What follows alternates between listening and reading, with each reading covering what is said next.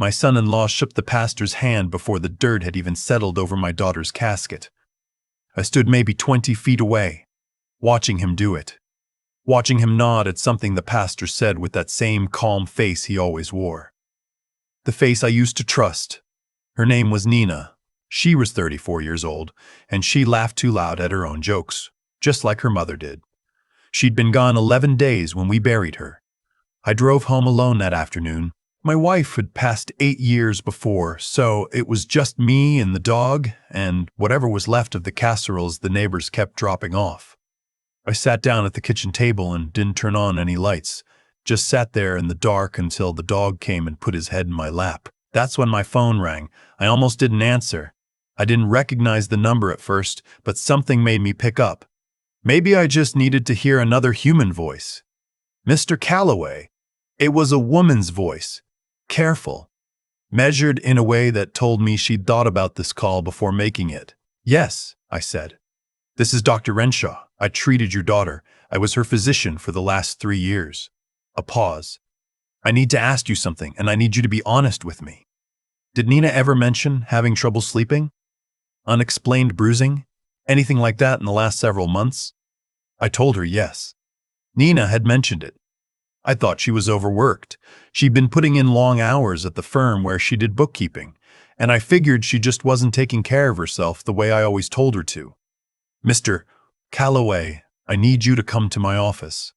Not tomorrow. Today, if you can. Another pause, longer this time. And please don't mention this call to your son-in-law. I remember sitting very still after she said that. Why? I asked. Because I think you may be in danger too. I didn't ask anything else.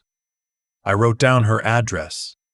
I hung up and sat there for another full minute before I stood up, picked up my keys, and walked back out to the car. Her office was in a medical building on the east side of town, one of those places with a parking garage that smells like exhaust and concrete. She met me in the waiting room herself. Even though there were still other patients, she was maybe 50. With reading glasses pushed up on her head and an expression I can only describe as controlled worry. She brought me into her office and closed the door. "Thank you for coming," she said. "I'll get straight to it. When Nina passed, I requested that her blood work from her last 3 appointments be reviewed by a colleague, a specialist in hematology." She slid a folder across the desk toward me. Her levels were not consistent with her diagnosis. Nina had been prescribed a blood thinner 2 years ago, a clotting disorder, not serious if managed correctly, the kind of thing she'd have dealt with for the rest of her life with little disruption. Dr. Renshaw had caught it during a routine panel and started her on a low daily dose. What I found, the doctor said slowly, is that her medication levels in her final blood draw were approximately 4 times what they should have been. Given her prescribed dose, that is not physiologically possible. I didn't understand at first. What does that mean? It means, she said, that someone was giving her more than her prescribed amount, probably over a period of weeks. Her blood was too thin to clot, a minor fall, internal stress. Anything could have triggered the internal bleeding that killed her. She looked at me directly. Her death was not from natural causes, Mr. Calloway. Or rather, her body failed naturally. But it was helped to that point. I heard the words. I just didn't feel them yet. That takes longer than people think. Understanding something and feeling it are 2 different clocks. Why didn't you go to the police? I asked. She nodded like she'd expected that. I did. I called the medical examiner's office the morning after she passed. They told me her death had already been classified as natural cardiac event secondary to her clotting disorder, and that without more evidence of intent there was nothing actionable. Without a warrant, I couldn't compel them to reopen the case. I'm a physician, not a detective. She paused. But her next of kin can request an investigation. You can. You said I was in danger. She folded her hands on the desk. Your daughter had a life insurance policy. I know this because she mentioned updating it during an appointment last year. She told me her husband had encouraged her to increase the benefit, the primary beneficiary. She looked at me carefully. If someone was willing to do this to her, and they believe you may have information, or that you might start asking questions. She didn't finish the sentence. She didn't need to. I drove home in a different kind of silence than the one I'd left in. Before, the quiet had been grief. Now it was something else. Something that had a shape to it. His name was Crawford, my son-in-law. He and Nina had been married for 6 years. He worked in real estate, residential, mostly, the kind of neighborhood flips that paid well in a seller's market. He had a nice handshake and a good smile, and he'd always remembered to ask about my knee surgery and my retirement. I had liked him, genuinely, in the way you like someone who makes your child happy. I pulled into my driveway and sat in the car. I thought about the last time I'd seen Nina alive. 2 weeks before she died. She'd come by to drop off some mail that had been forwarded to the wrong address, and we'd stood in the doorway talking for 20 minutes. She'd seemed tired. I told her she needed more sleep. She'd laughed and said Crawford kept the TV on too late. I'd kissed her on the forehead when she left. That was the last time. I went inside, and I called my brother-in-law, my wife's brother, a man named Alistair who'd spent 30 years as a deputy before his retirement.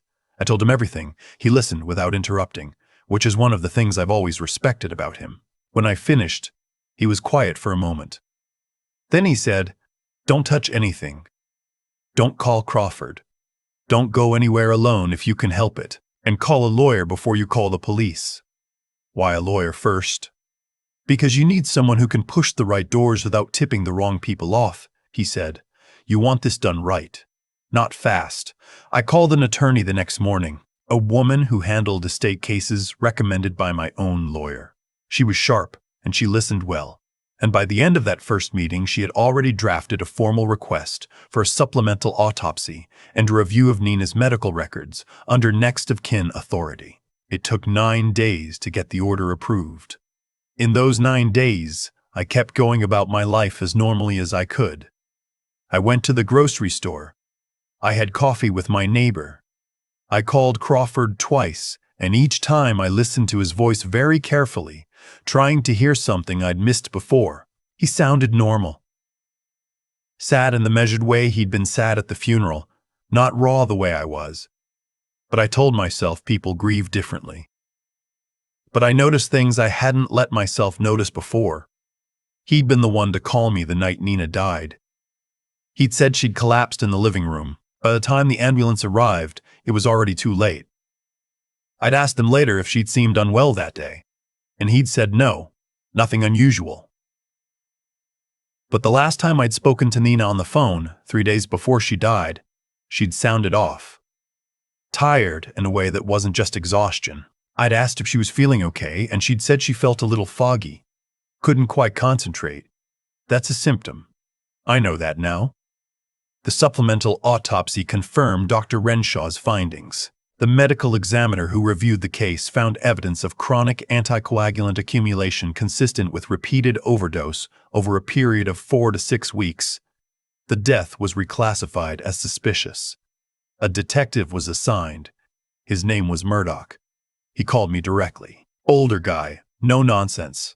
The kind of detective who takes notes by hand and asks the same question 3 different ways to see if your answer changes. I liked him immediately.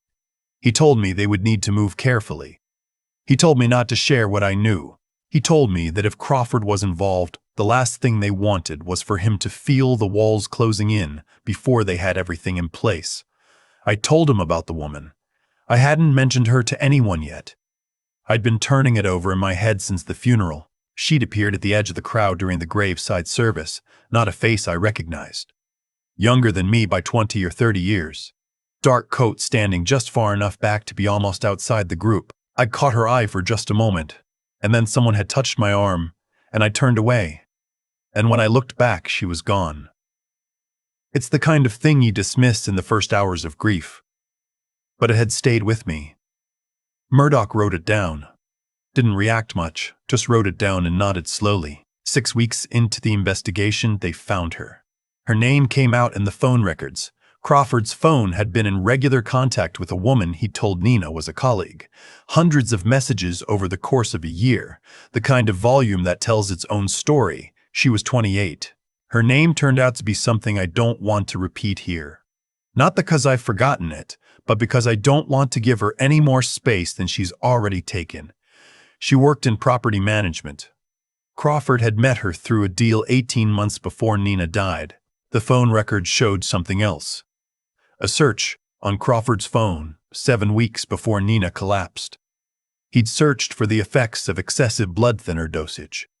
He'd searched for how long it takes to show symptoms. He'd searched for whether anticoagulant overdose leaves traces in an autopsy. That last one, that one I still think about in the dark sometimes. They arrested him on a Tuesday. I found out from Murdoch, who called me about an hour after it happened. Crawford had been at his office. They'd taken him in quietly. I sat down on the floor of my hallway when I heard that. I don't know why the floor. I just didn't make it to a chair. I sat there with my back against the wall, and my dog came and sat next to me, and I put my arm around him, and I cried for the first time since Nina's funeral. Not quiet crying. The kind that sounds like something breaking. She was arrested 2 days later. The investigation found that she had been in the house on at least 3 occasions when Nina was homesick. Crawford had apparently told Nina she was a work contact helping with paperwork during a busy stretch. Nina had mentioned to a coworker that she'd felt worse after those visits. Foggy, tired. They had worked it out between them. Her medication was in the kitchen, where she kept it with her vitamins. Crawford knew the dose. He knew the schedule. He knew when to give her more and how to spread it out so it wouldn't trigger suspicion. The life insurance policy was valued at $800,000. He was the sole beneficiary. They had been talking about a house together, her and Crawford. She'd told me that with excitement, a bigger place, room for a yard. She hadn't known she was the financial plan.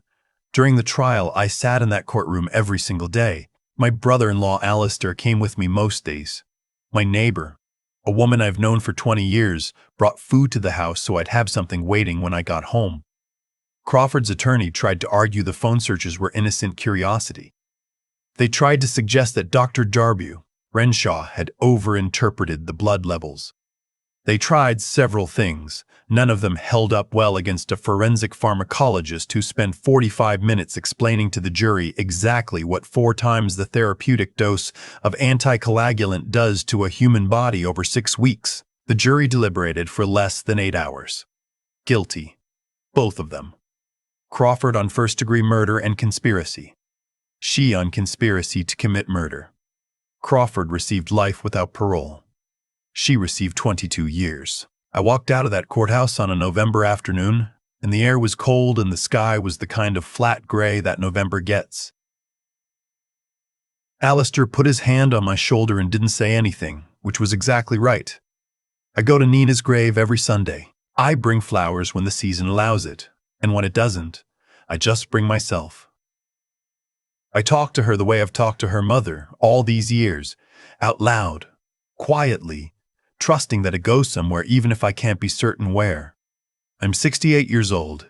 I've buried a wife and a child, and I've sat in a courtroom and watched someone be held responsible for that child's death, and I can tell you from that particular vantage point that justice doesn't heal anything. It doesn't give you back what was taken. What it does is close a door. It lets you stop standing in the hallway wondering if anyone will ever believe you. Dr. Renshaw sent me a card after the verdict, handwritten, 3 sentences. She said she was glad I'd answered the phone. I've kept it in the drawer of my nightstand. Because the truth is, I almost didn't answer. I was sitting in the dark and I was so tired and I almost let it ring. And I think about that sometimes. About how close the whole thing came to staying buried. Nina deserved better than the life she got in those last weeks. She deserved someone who loved her the way she believed she was loved. But she got a father who wouldn't stop asking questions, and in the end, that had to be enough. I made her that promise at the graveside and I kept it. That's all I had to give her.